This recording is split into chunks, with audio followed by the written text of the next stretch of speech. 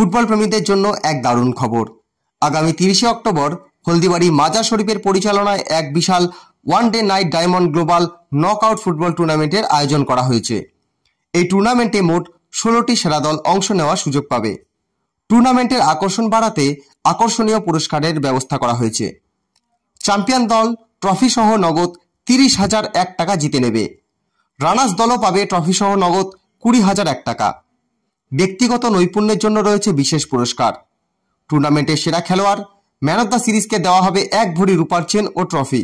এছাড়াও প্রত্যেক খেলায় থাকছে ম্যান অব দ্য ম্যাচ পুরস্কার। সেরা গোলকিপার, সেরা ডিফেন্স, সেরা হাফ এবং ফাইনালে সেরা খেলোয়াড়কে দেওয়া হবে রূপোর আংটি ও ট্রফি।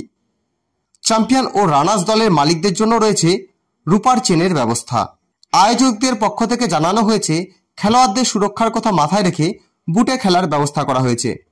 মাঠে 7 জন খেলোয়াড় নামতে পারবে, অতিরিক্ত 2 জন। জেলা জলপাইগুড়ি ও কোচবিহারের অভিজ্ঞ রেফারি দিয়ে খেলাটি পরিচালনা করা হবে। মোট 16টি দল অংশ নেওয়ার সুযোগ পাবে। এন্ট্রি ফি 4,101 টাকা। আগ্রহী দলগুলিকে দ্রুত 1,000 টাকা জমা দিয়ে নাম নথিভুক্ত করার জন্য অনুরোধ করা হয়েছে।